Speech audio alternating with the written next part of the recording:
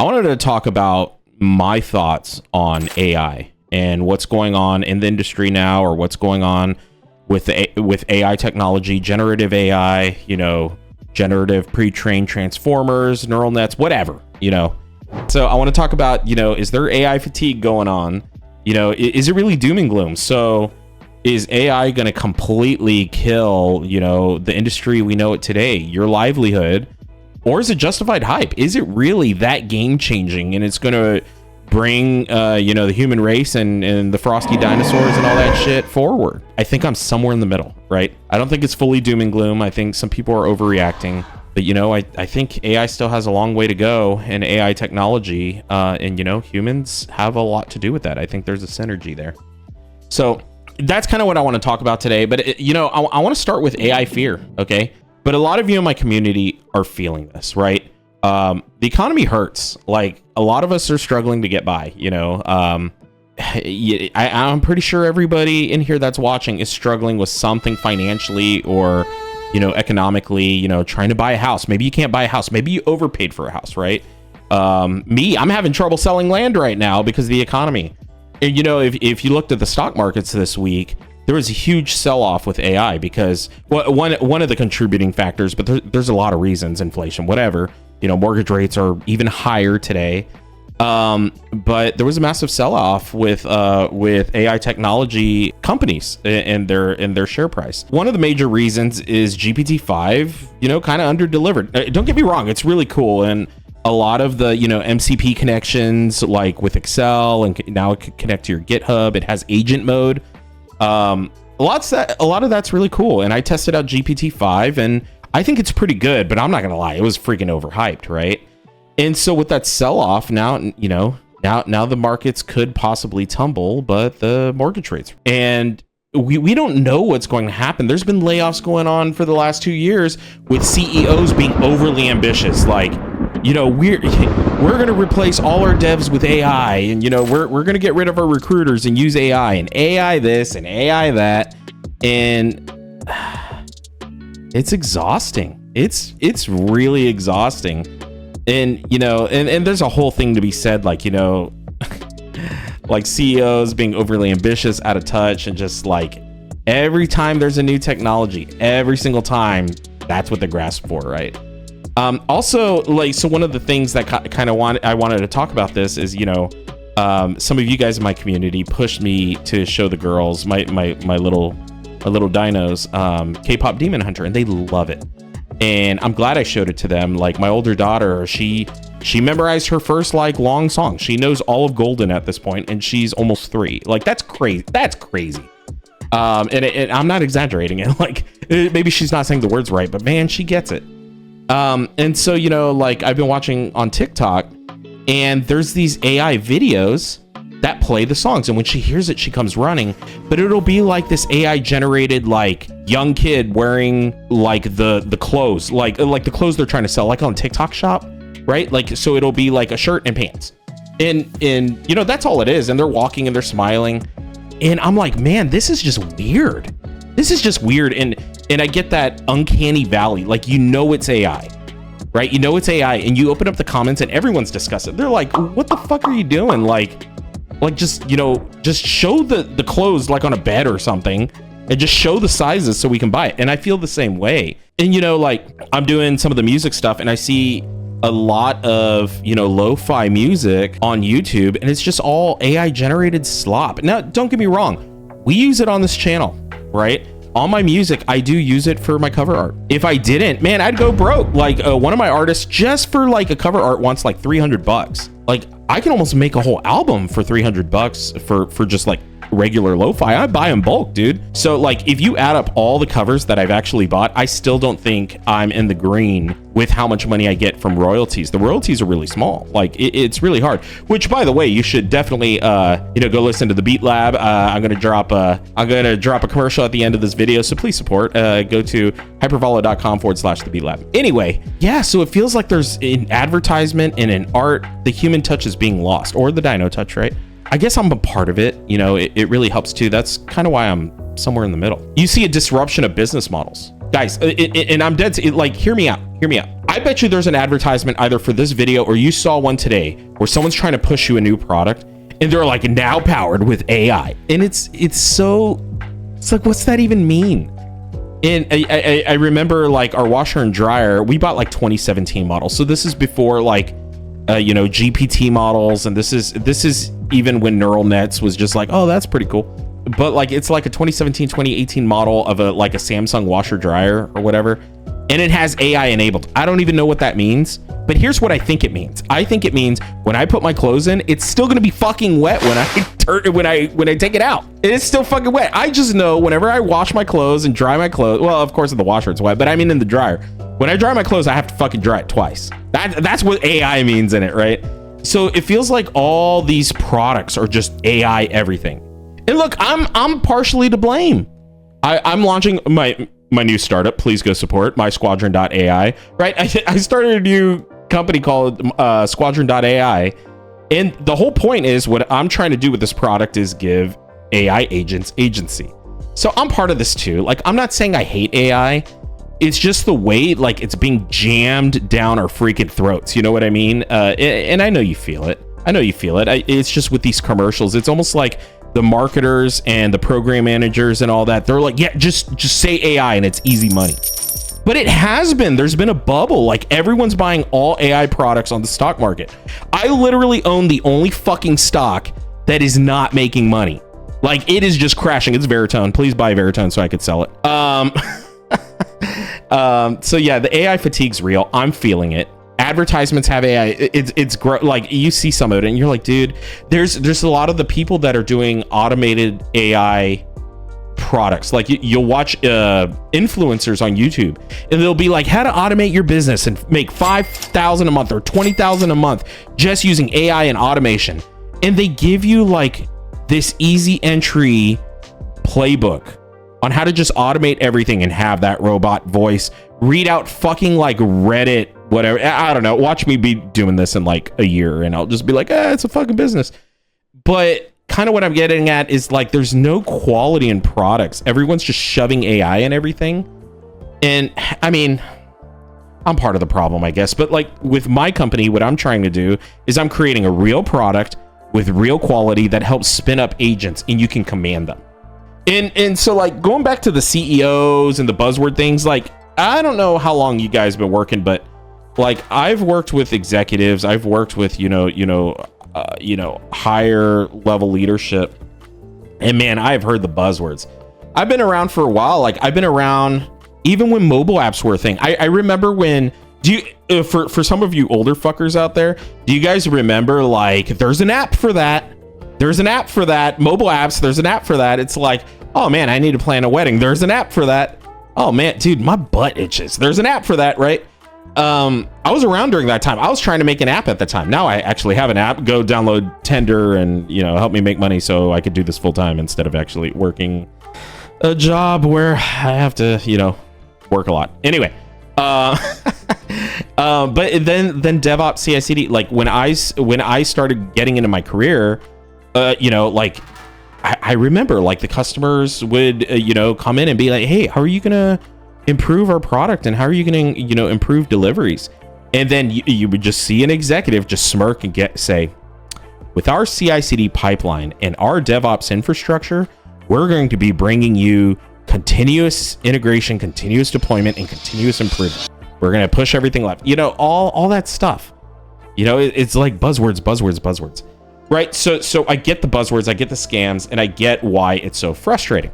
There's fatigue with like CEOs plugging AI into all their pitch decks, and there's layoffs justified with, hey, we're investing in AI, we're buying hardware, the stock market's just freaking crashing. I get it, and I think that leads to the fatigue.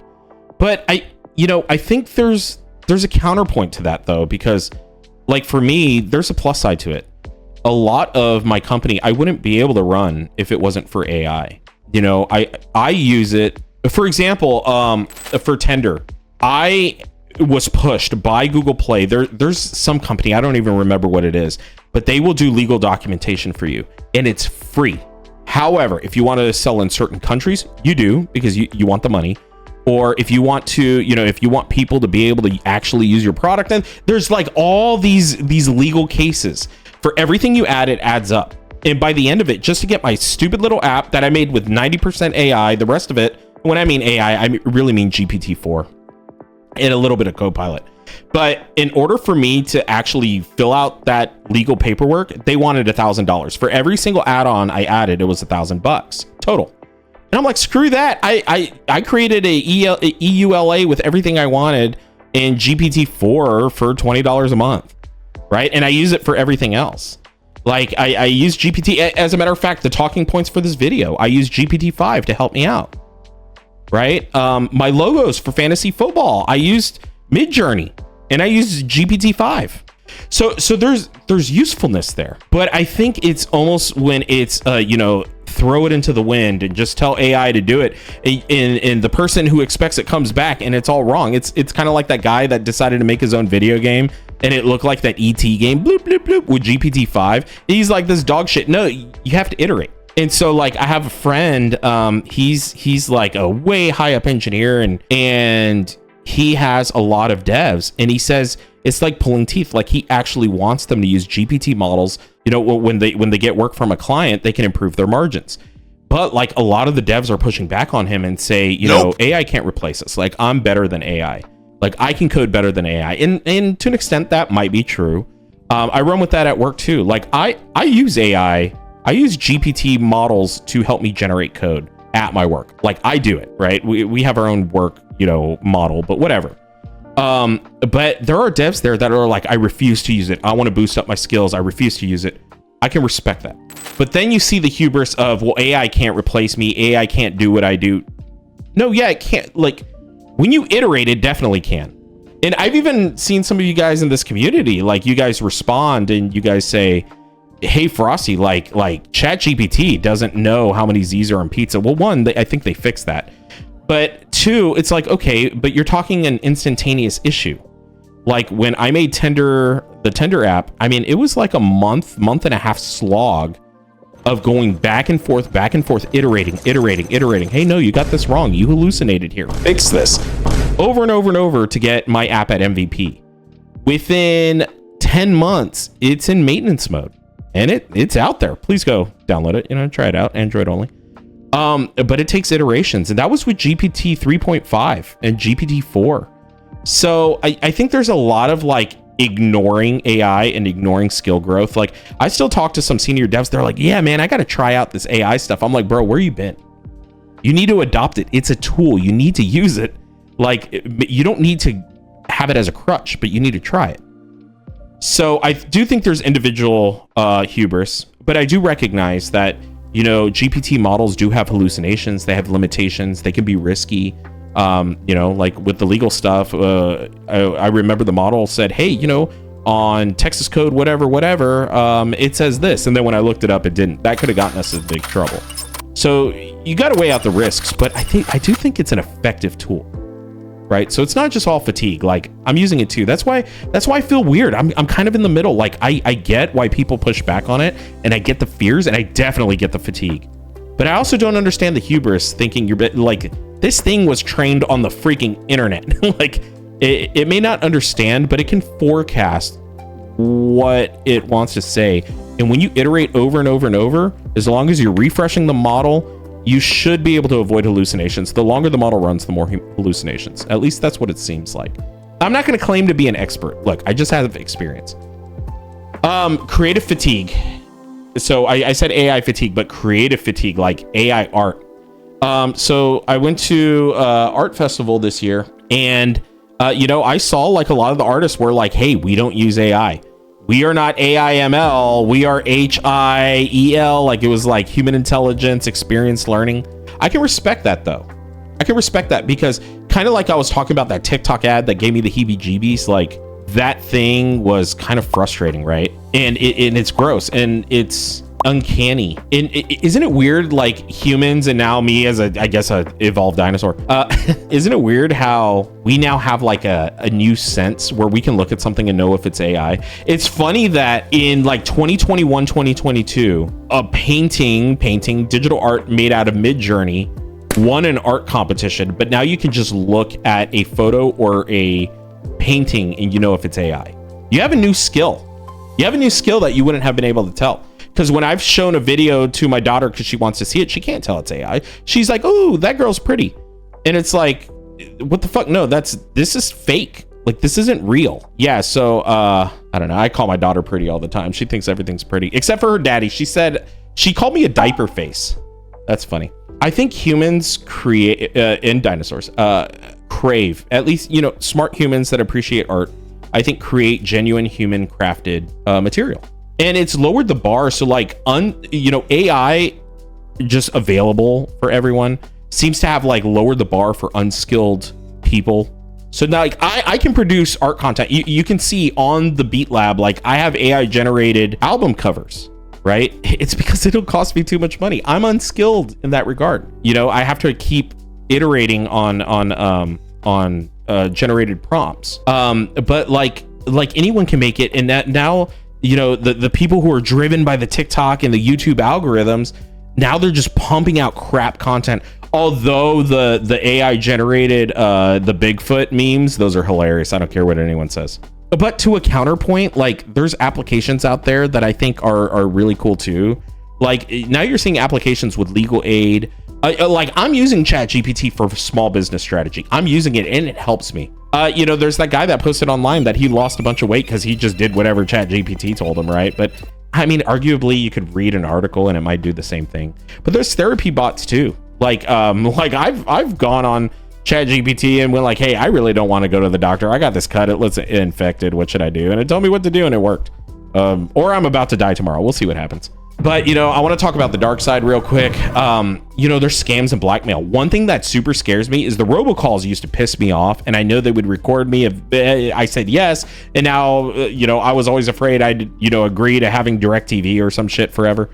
But like now they're doing voice cloning. Like I've seen the one case of where they had like this, you know, young kid scream because they recorded the video and sent it to the parents, and the parents like were, I think, coerced into ransom or something similar like that.